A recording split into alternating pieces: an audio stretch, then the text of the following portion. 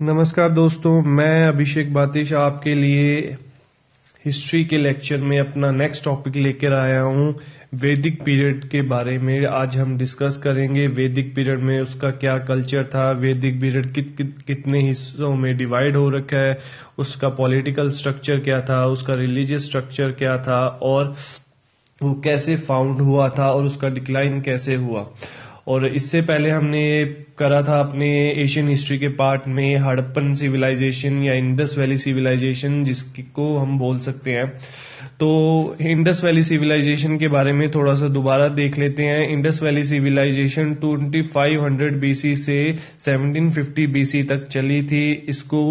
इसका oldest name Indus civilisation भी था। इसको दो और नाम से भी जाना जाता था, हड़प्पा सिविलाइजेशन और इंडस सरस्वती सिविलाइजेशन के नाम से भी जाना जाता था। और जॉन मार्शल है वो फर्स्ट स्कॉलर थे जिन्होंने टर्म यूज करा था इंडस सिविलाइजेशन के नाम पर। और ये इंडस सिविलाइजेशन जो थी ब्राउन्ज एज के दौरान फाउंड हुई थी। इंडस सिविलाइजेशन कहाँ कहाँ फैली हुई थी? Sindh, Balochistan, Punjab, Haryana, Rajasthan, Gujarat, western UP, northern Maharashtra. ठीक है जी। नॉर्दर्न साइड कौन सी थी? रोपड़ थी। सदर्न साइड भगतराव थी और ईस्टर्न साइड आलमगीरपुर था और वेस्टर्न साइड सुटका जंडोर थी। ठीक है जी। और हड़प्पा सिविलाइजेशन को ढूंढने वाले फर्स्ट जो आर्कियोलॉजिस्ट थे उनका क्या नाम था? दयाराम साहनी। 1921 में दयाराम साहनी ने हड़प्पा सिविलाइजेशन ढूंढी थी। उसके अलावा हड़प्पा सिविलाइजेशन में एक और है कि उनका मेन पोर्ट, सबसे बड़ा पोर्ट किसको बोला जाता था? लोथल एक प्लेस है, अब गुजरात में है। तो वहां के पोर्ट को हड़प्पन सिविलाइजेशन का सबसे बड़ा पोर्ट बोला जाता था। वहां पर dockyard, rice husk, metal work, shalt, ornament maker, सब ये चीजें पाई गई थी। उसके अलावा एक और क्वेश्चन बनता है कि इंडिया में सबसे बड़ी इंडस सिविलाइजेशन की जगह कौन सी है? तो वो है हमारी Rakhigarhi.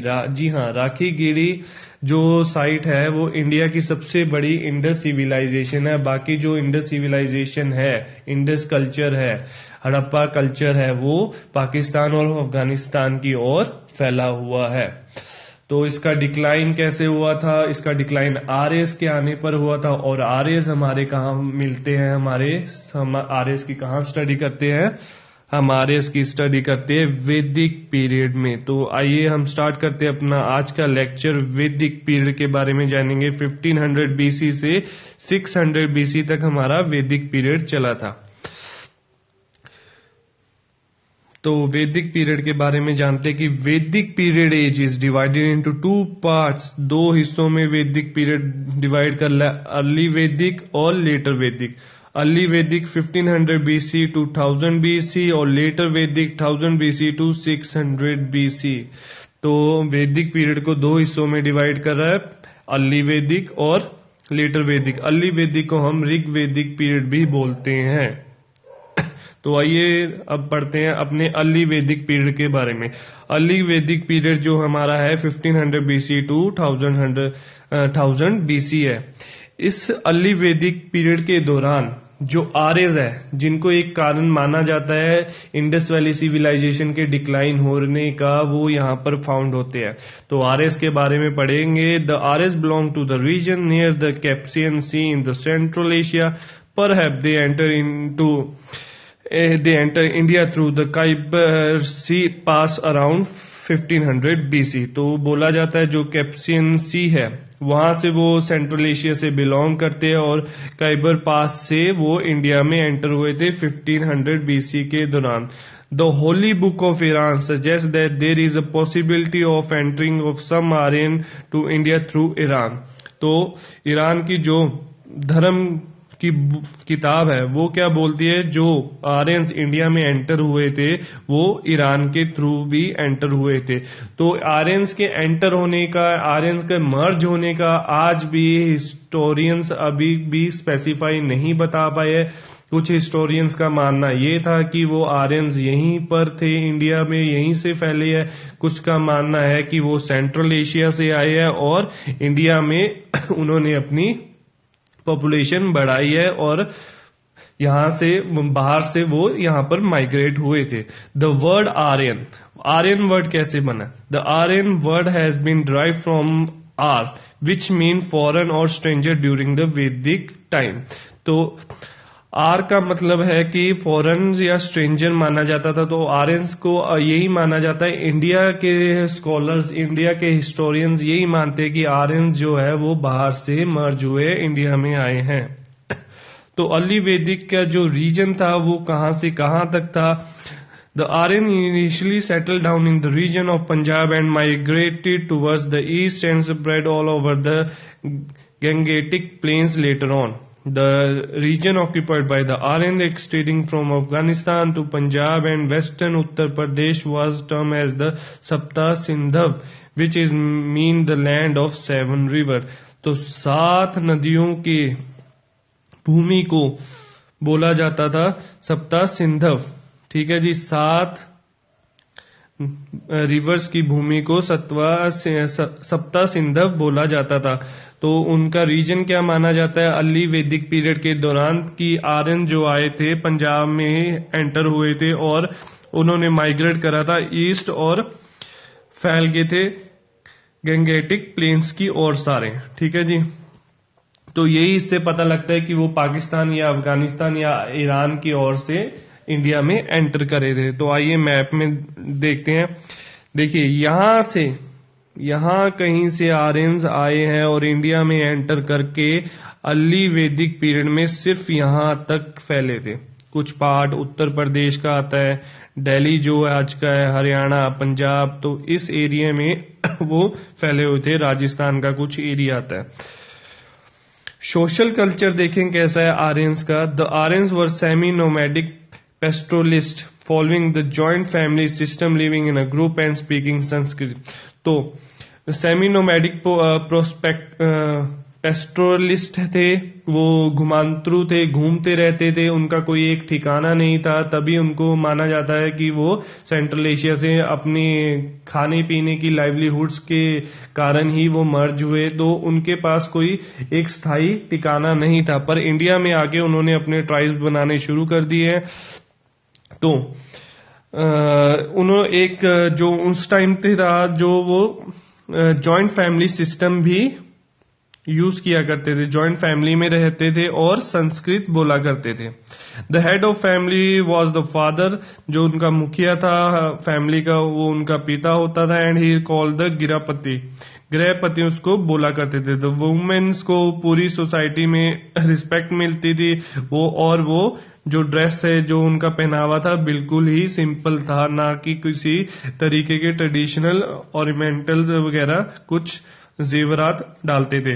They pursue outdoor activities, अलग अलग बाहर के खेल कूद, डांसिंग, रेसलिंग, बॉक्सिंग में वो भाग लेते थे। Generally build they house of woods, तो इस वुड से वो अपना घर बनाते। तो जैसे कि हमने अपना इंडस वैली सिविलाइजेशन में पढ़ा था कि हड़प्पन सिविलाइजेशन को ब्रिक्स बनाने की नॉलेज थी, हड़प्पन सिविलाइजेशन में उनके फॉरफिटेड थे। बट आर्यंस के दौरान जब हड़प्पा सिविलाइजेशन का, इंडस वैली सिविलाइजेशन का डिक्लाइन हो गया, तो आर्यंस को ब्रिक्स की कोई नॉलेज नहीं थी, उनको कोई फॉरफिटेड की कोई नॉलेज नहीं थी, सिर्फ उनको लकड़ी के घर ही बनाने आते थे। तो उनको डेवलपमेंट के पॉइंट ऑफ व्यू से नॉलेज उनकी इतनी नहीं थी। तो उस टाइम में आर्कियोलॉजिस्ट ने फाइंड किया कि आर्यंस के टाइम जो घर बने हैं वो लकड़ियों के बने हैं। The fundamental unit of Aryan society was family.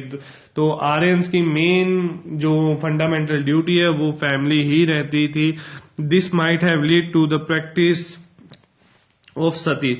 तो उसके बाद उस दौरान ये भी पाया गया है कि जब हस्बैंड के मरने पर जब उसकी पत्नी या उसकी वाइफ अकेली रह जाती थी तो उसको भी उसके साथ मार दिया जाता था। तो उस टाइम से ही ये प्रथा, सती की प्रथा जिसको हम जानते हैं, वो चली। ठीक है, तो आर्यन वैदिक पीरियड से ही ये प्रथा को माना जाता है कि ये प्रथा सती प्रथा है जो चलती है। ये सती था जी, इसको सती कर लिए, ऐसे टी आई, यहाँ पे टी आना था। ठीक है जी, अगला है हमारा पॉलिटिकल स्ट्रक्चर। देखेंगे कि पॉलिटिकल स्ट्रक्चर क्या था अर्ली वैदिक के टाइम। द फंडामेंटल यूनिट, जैसे हमने पहले पढ़ लिया है कि फैमिली पे वो ज्यादा जोर देते थे, फैमिली का ध्यान रखते थे, छोटे छोटे ट्राइब्स में रहते थे। ठीक है जी, उन छोटे छोटे विलेजेस में रहते थे जिनको हम ग्राम्स बोलते थे, और हर एक विलेज का एक मुखिया होता था जिसको ग्रामीण बोलते हैं। और उसके अलावा जैसे कि आज के टाइम में इलेक्शंस होते, तो उस टाइम भी इलेक्शन होते थे। उनका पंचायत का अफेयर को मैनेज करने के लिए एक मुखिया को चुना जाता था। ठीक है जी, जिसको हम ग्रामणी बोलते हैं। ठीक है जी, a cluster of village was called the vis, मतलब विस का मतलब है डिस्ट्रिक्ट और अ कैनाल। एक झुट विलेजेस का एक जब विलेजेस का झुट बन गया उसको डिस्ट्रिक्ट या कैनाल बोलते हैं। And the group of vis are term as the tribe, और उनके में रहने वाले लोगों के छोटे छोटे किले को बोलते हैं tribe. Each tribe was manage by the hereditary chieftain of the king, rajan. तो हर एक ट्राइब को कौन मैनेज करता था? राजन मैनेज करता था, और वही उनकी रिस्पॉन्सिबिलिटी है। राजन की ही रिस्पॉन्सिबिलिटी है कि वहां के लोगों की प्रोटेक्शन करनी बाहर के किसी खतरे से। तो ये था हमारा political affair early Vedic period के टाइम। अब देखेंगे इकोनॉमिक स्ट्रक्चर क्या था। The economic of Aryan was largely rural base था। वो एग्रीकल्चर पे ज्यादा डिपेंड रहते थे, कैटल्स को चराने में ज्यादा डिपेंड रहते थे। The Rigveda mention the artist, तो और ऋग्वेदा में मेंशन करा हुआ है कि कुछ आर्टिस्ट के होने का भी सबूत मिला है, जैसे पोइट्री, कारपेंटर्स वगैरह, इन सब के होने का भी सबूत मिला है। They also knew as a new metal work, उनको लोहे का काम, मेटल का काम भी आता था।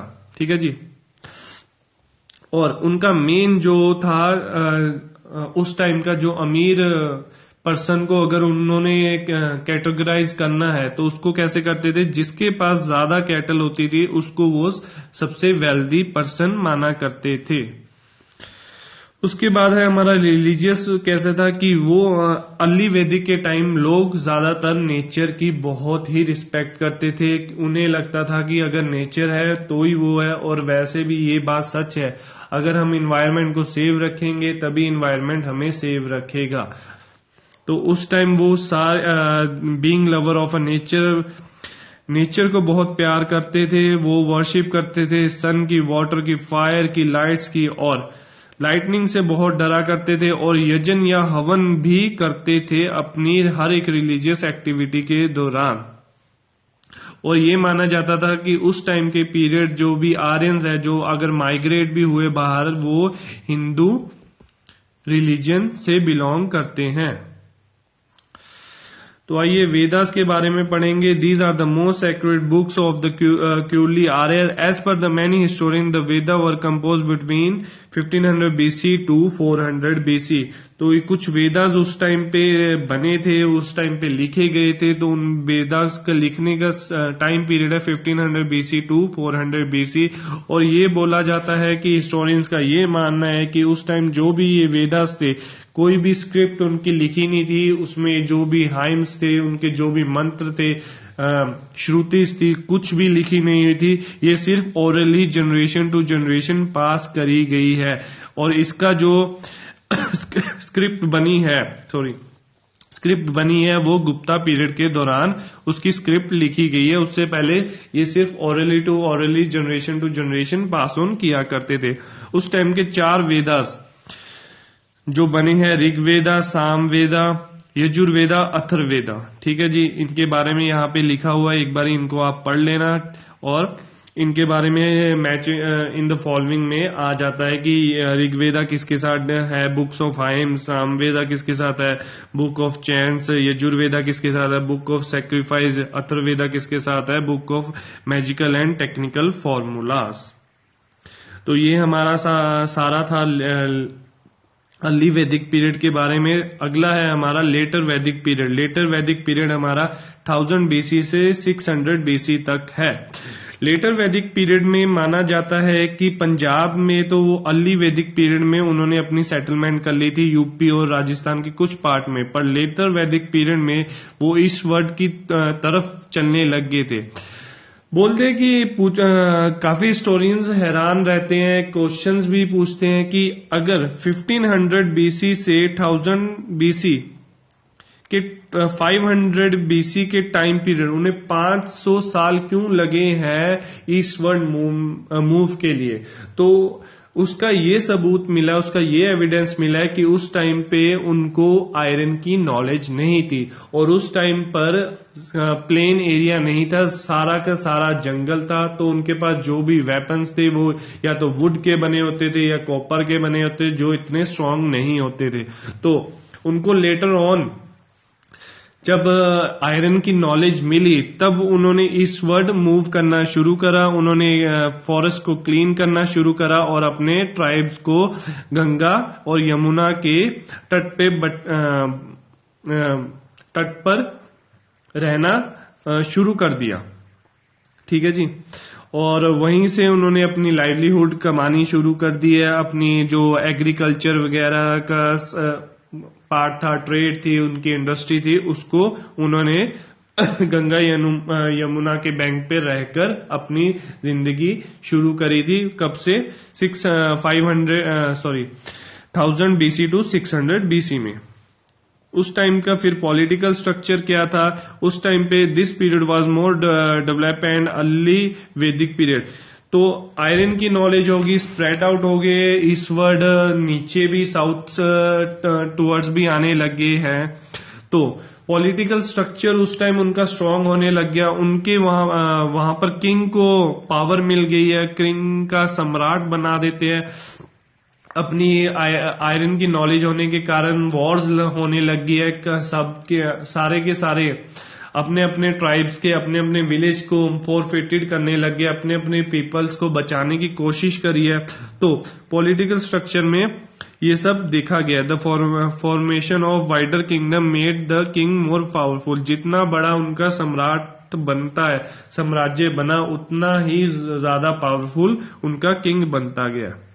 सोशल एक्टिविटी में क्या हुआ है, ग्रोथ ऑफ बिग सिटीज, नई सिटीज अयोध्या, इंद्रप्रस्थ और मथुरा जैसी बड़ी बड़ी सिटीज भी बनी है। वुमेन्स को पूरी फ्रीडम मिलने लगी। एक तरफ सती प्रथा तो चल रही थी, बट वुमेन्स को पूरी रिस्पेक्ट और फ्रीडम भी दी जाती थी और उनको there was an advance in knowledge of metal in addition to gold, copper और iron. There is a mention of tin, lead and silver. तो उनको काफी और मेटल्स की नॉलेज भी होने लगी जो हड़प्पन सिविलाइजेशन के दौरान उन्हें नहीं पता था, जो हड़प्पन सिविलाइजेशन के दौरान थे मेटल्स। तो हमारे जो लेटर वैदिक पीरियड में उनको आयरन की नॉलेज हुई और काफी अदर मेटल्स की नॉलेज हुई। रिस्पेक्ट, वुमेन्स को रिस्पेक्ट दी जाती है और काफी बड़ी बड़ी सिटीज का उन्होंने फाउंड किया। इसके अलावा इकोनॉमिक स्ट्रक्चर उनका सुधरा है। पहले तो वो एग्रीकल्चर या कैटल रेयरिंग किया करते थे, बट जब उन्होंने आगे ईस्टवर्ड मूव करा, गंगा यमुना के तट पे रहना शुरू करा, तो उनकी इंडस्ट्री और ट्रेड करना उन्होंने शुरू कर दिया था। Reference to the corporation of गन्नास उगाने लग गए थे। तो ऐसे ऐसे उन्होंने धीरे धीरे करके गोल्ड भी फाउंड करा, गोल्ड को बेचने लग गए। आयरन जब उत्तर प्रदेश में उन्हें मिला तो उस टाइम पे आयरन को बेचने लग गए, वेपन्स बनाने के लिए या और स्ट्रक्चर को बनाने के लिए। वर्ण सिस्टम के बारे में डिस्कस करेंगे। The regional 3 tiered society, Brahmans, Kshatriyas और वैश्यस उस टाइम पे लेटर वैदिक पीरियड के दौरान हुआ करते थे। बट जब अर्ली वैदिक पीरियड आया, अर्ली वैदिक पीरियड के समय 3 हुआ करते थे, ठीक है जी, सोसाइटी में। बट लेटर वैदिक पीरियड के दौरान ये 4 में डिवाइड कर लिया। ब्राह्मण्स को अलग कर दिया, क्षत्रियस को अलग कर दिया जो मिलिट्री के पावर, वैश्यस को अलग कर दिया जो बिजनेस और या ट्रेडिंग क्लास, और शूद्रस जो लेबर क्लास है उसको अलग कर दिया।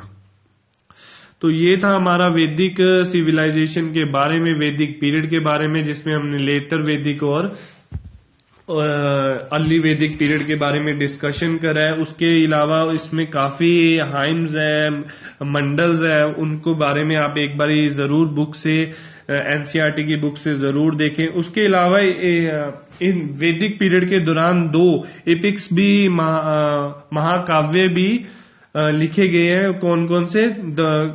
जो मेन महाकाव्य है वो है रामायण एंड महाभारत। तो ये 2 मेन काव्य भी लिखे गए हैं उस टाइम। और उस टाइम 6 वेदांत थे। कौन सी? शिक्षा थे, कल्पस्तुति थी, व्याकरण थी, निरुक्ता थी, और मैट्रिक्स थी, और एस्ट्रोनॉमी थी। तो 6 वेदांगास भी उस टाइम पे माने जाते हैं कि उस टाइम पे 6 वेदांगास थे। और उसके अलावा उस टाइम पे जब उन्हें आयरन की नॉलेज हो गई है तो एक 10 राजन वॉर भी हुई थी, जिसमें 5 किंग एक साइड थे और 5 किंग एक साइड थे, जिसमें विनर हुआ सूडान के किंग विनर हुए थे। और उनको पूरे भारत की एक टाइम पे पूरे भारत का कंट्रोल मिल गया था। उसके अलावा काफी किंग थे जो काफी स्ट्रांग भी थे। तो ऐसे ऐसे कर आयरन की नॉलेज के कारण काफी किंग ने अपने अपने किलों की किलाबंदी भी शुरू कर दी थी। द कुला याद जरूर रखना, द कुला को द फैमिली बोला जाता था पॉलिटिकल पार्ट में, ठीक है जी। तो वैदिक पीरियड हमारा यहीं पे खत्म होता है, अर्ली वैदिक और लेटर वैदिक पीरियड में। तो हम अगले टॉपिक में मिलेंगे। हमारे अगले टॉपिक में अपना हिस्ट्री का नेक्स्ट पार्ट डिस्कस करेंगे। हमारे चैनल के साथ बने रहने के लिए और डेली अपडेट करंट अफेयर के पाने के लिए और अदर कोर्सेज की अपडेट के लिए हमारे चैनल को सब्सक्राइब और लाइक और शेयर जरूर करें। और बने रहिए हमारे नेक्स्ट लेक्चर में। और डेली के करंट अफेयर्स भी अपडेट होते, तो डेली के करंट अफेयर्स भी जरूर देखें। पॉइंट टू पॉइंट बनाए जा रहे हैं जो एग्जाम पॉइंट ऑफ व्यू से बहुत ही इंपॉर्टेंट है। तो आज का लेक्चर यही खत्म होता है। Thank you.